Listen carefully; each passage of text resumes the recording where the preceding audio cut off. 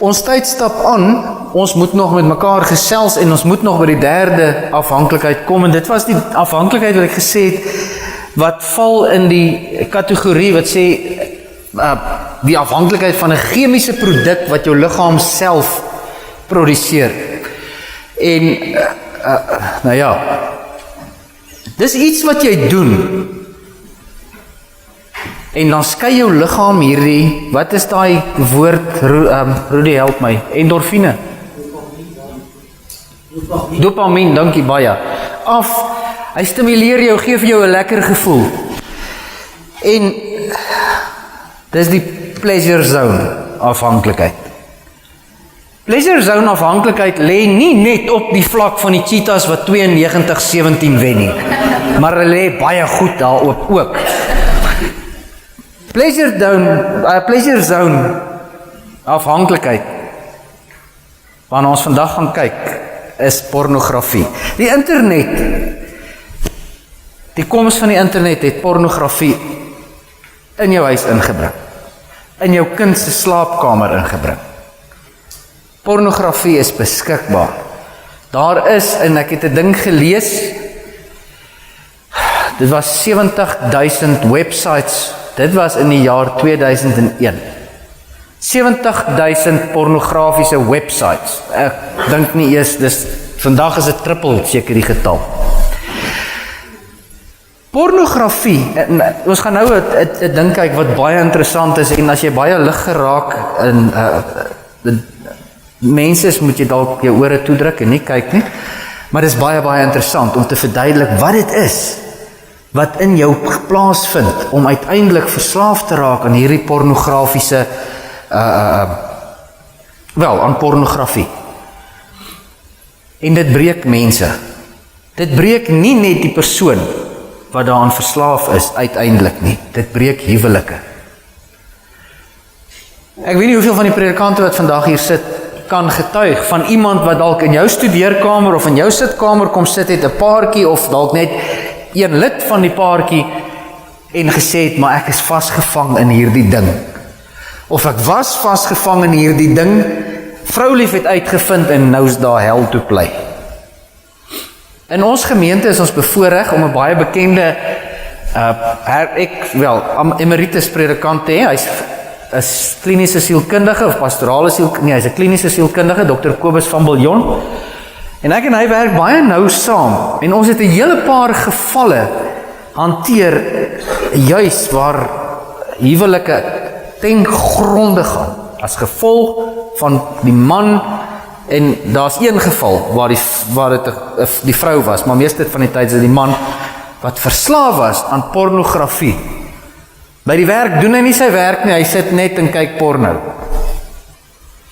En die geneek van dit is jy begin meer en meer en meer en meer soek, en jy begin buite jou huwelik soek. En uiteindelik val die ding in vlaarde. Dr. Kobus van Biljon werk tans baie, baie nou saam. Ek wou hom gekry het om vandag met ons te kom gesels. Ongelukkig, vreeslike besige mens.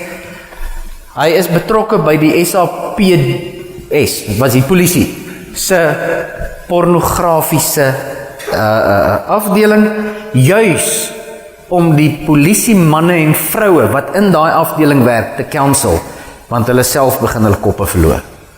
Hulle moet dit beveg, en daarom is hierdie goed heeltyd in hulle gesigte. Kyk na hierdie inset, en dan gaan ons ernstig met mekaar gesels. Wat kan ons doen in die kerk?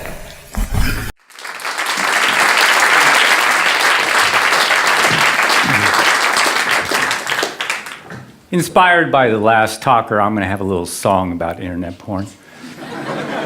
No, just kidding. The widespread use of internet porn is one of the fastest moving, most global experiments ever unconsciously conducted. Nearly every young guy with an internet access becomes an eager test subject. Canadian researcher Simon Lajeunesse found that most boys seek pornography by age 10, driven by a brain that is suddenly fascinated by sex. Now, users perceive internet porn as far more compelling than porn of the past. Why is that? Unending novelty. In this Australian experiment, it's not mere nudity, but novelty that gets arousal skyrocketing. Subjects watched 22 porn displays. See that spike? That's where the researchers switched to porn the guys hadn't seen before. What happened? Their erections and their brains fired up. Why all the excitement? Mother Nature likes to keep a male fertilizing willing females as long as any new ones are around. In that top line, the ram, he needs more and more time to mate with the same old ewe. But if you keep switching females, the bottom line, well, it's just not the same. He can get the job done in 2 minutes flat and keep going until he is utterly exhausted. This is known as the Coolidge effect. Without the Coolidge effect, there would be no internet porn. This old mammalian program, the Coolidge effect, perceives each novel female on a guy's screen as a genetic opportunity. To keep a guy fertilizing the screen, his brain releases the go-get-it neurochemical dopamine for each novel mate or image. Eventually, the ram will tire, but as long as the guy can keep clicking, he can keep going, and so will his dopamine. With internet porn, a guy can see more hot babes in 10 minutes than his ancestors could see in several lifetimes. The problem is he has a hunter-gatherer brain. A heavy user's brain rewires itself to this genetic bonanza, so his brain becomes associated with this porn harem. Such behaviors that are associated with this are being alone, voyeurism, clicking, searching, multiple tabs, fast-forwarding, constant novelty, shock, and surprise. As one young guy once asked, are we the first generation to masturbate left-handed? Now, real sex, in contrast, is courtship, touching, being touched, smells, pheromones, emotional connection, interaction with a real person. Now, what happens when our guy finally gets with a real mate? Well, researchers don't know much about the effects of internet porn for several reasons. In 2009, when Lajeunesse tried to study porn's impact, he couldn't find any college-age males who weren't using it. So the first serious dilemma is that studies have no control groups. Now, this creates a huge blind spot. Imagine if all guys started smoking at age 10 and there were no groups that didn't. We would think that lung cancer is normal for all guys. Undaunted by his lack of non-users, Lajeunesse asked 20 male students, is internet porn affecting you or your attitudes towards women? Their answer, nah, I don't think so. But they've been using it for about a decade then, pretty much nonstop. This is like asking a fish what it thinks about water. Which brings us to a second problem. Now, researchers haven't asked porn users about the symptoms Zimbardo described in The Demise of Guys.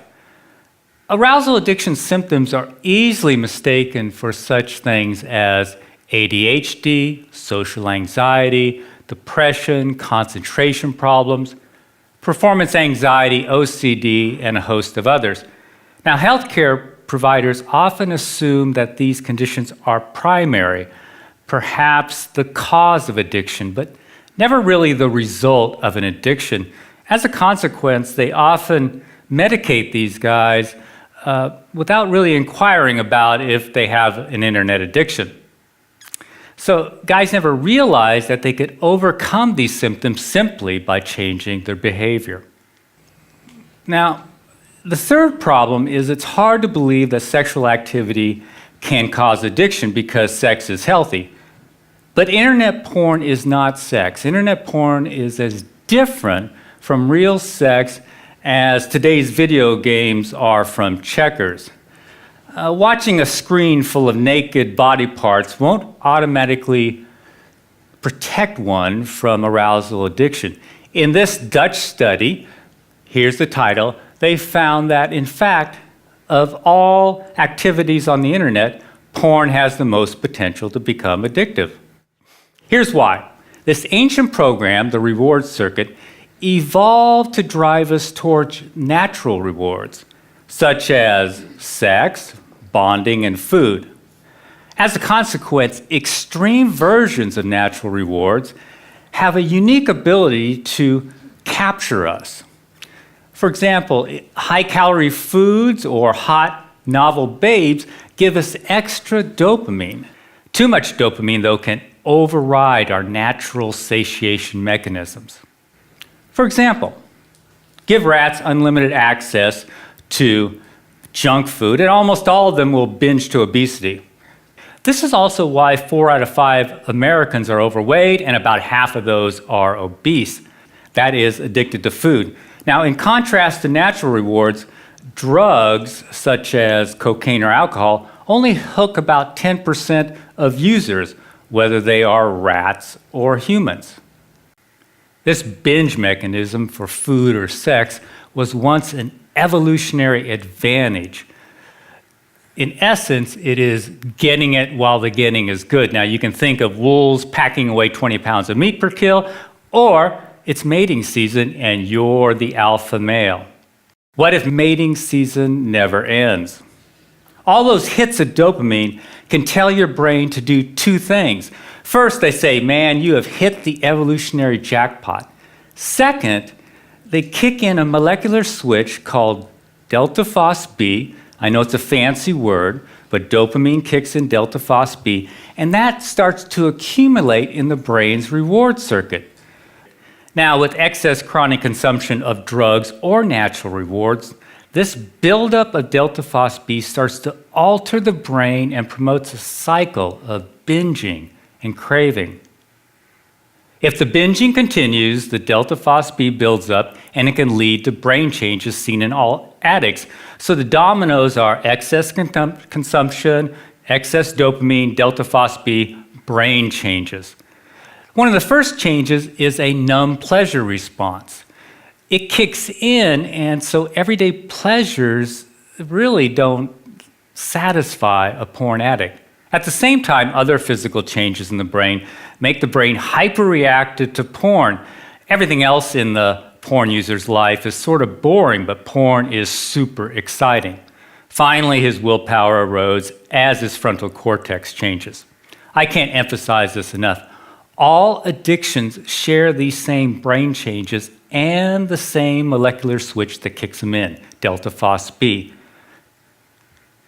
Now, scientists have used brain scans to measure these changes in drug addicts. Up here, these scans show a reduced pleasure response in drug addicts.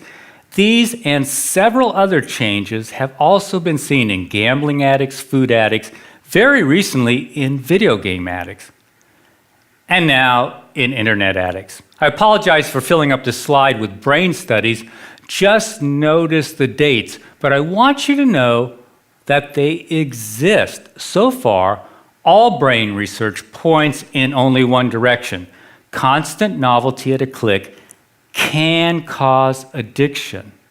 Now, we know this because when scientists examined former internet addicts, they found that these brain changes were reversing themselves. Unfortunately, none of these studies isolate porn users, but they do include them. Here's the game changer. At last, we have a group of guys who are no longer using internet porn. That's right, heavy users are voluntarily giving it up by the thousands. These guys are the missing control group in the great porn experiment. They're showing experts what changing one single variable can do. I call it the resurrection of guys, as opposed to the demise of guys. Now, before I continue, you probably want to know why any porn-loving guy in his right mind would give it up. 2 words: erectile dysfunction. Internet porn is killing young men's sexual performance. Now, Zimbardo said young guys are flaming out with women. This survey by Italian neurologists confirms what we have witnessed over the last few years. Now, Sexual enhancement drugs often stop working for these guys if they ever did, because the problem isn't below the belt where Viagra works, nor is the problem really psychological. It's due to physical changes in the brain, those addiction-related changes. Their numb brains are sending weaker and weaker signals to their bananas. As Dr. Foresta says, it starts with lower reactions to porn sites, then there is a general drop in libido, and in the end, it becomes impossible to get an erection. There are 3 takeaways from this. First, Foresta is describing a classic addiction process, gradual desensitization. Second, internet porn is qualitatively different from Playboy. Widespread youthful ED has never been seen before. And finally, ED is often the only symptom that gets these guys' attention. The question is, what less obvious symptoms are they missing? Most don't figure that out until after they quit. Here's a guy in his late 20s. I've been to psychologists and psychiatrists for the last 8 years, have been diagnosed with depression, severe social anxiety, severe memory impairment, and a few others. Have tried Effexor, Ritalin, Xanax, Paxil, dropped out of 2 different colleges, been fired twice, used pot to calm my social anxiety. I've been approached by quite a few women, I guess due to my looks and status, but they quickly flew away due to my incredible weirdness. I've been a hardcore porn addict since age 14. For the last 2 years, I've been experimenting and finally realized that porn was an issue. I stopped it completely 2 months ago. It has been very difficult, but so far incredibly worth it. I've since quit my remaining medication. My anxiety is non-existent. My memory and focus are sharper than they've ever been. I feel like a huge chick magnet and my ED is gone too. I seriously think I had a rebirth, a second chance at life. This is why pockets of guys are appearing all over the web, bodybuilding sites, sports sites, pickup artist sites, wherever men congregate. In essence, they are seeking a neurochemical rebirth. Here's a group on Reddit.com who call themselves Fapsternauts. Fapping is slang for solo sex, but what they really mean is giving up porn. They've added about 2,000 members since I captured this picture a month ago. This movement to unhook from porn is growing rapidly. In fact, groups are springing up all across the web and in Europe too. But there is a bizarre fly in the ointment.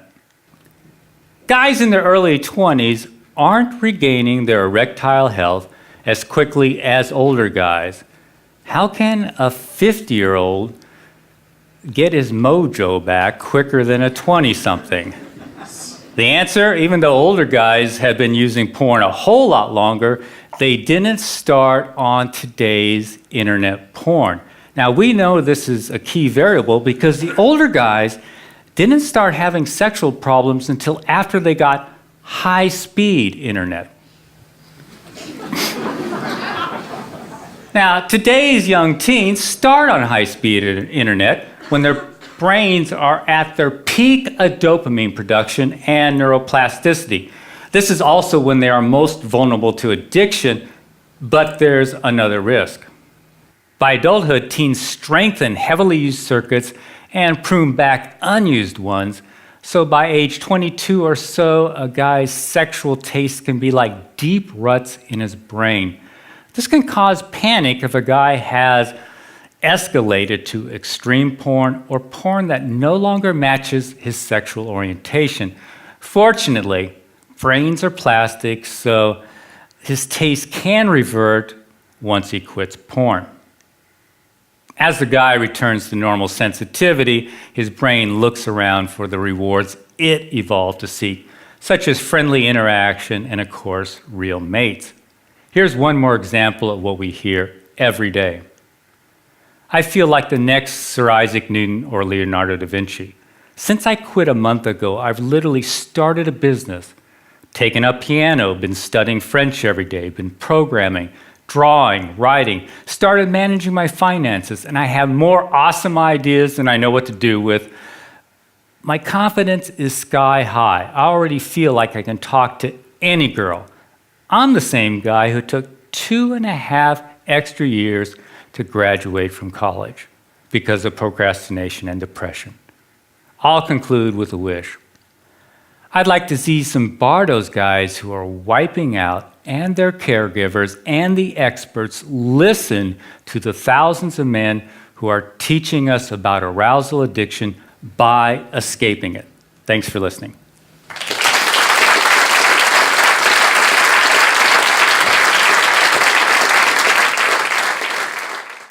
Goed. Dit was 'n inleiding in appels en piesangs. Ek dink dis duidelik genoeg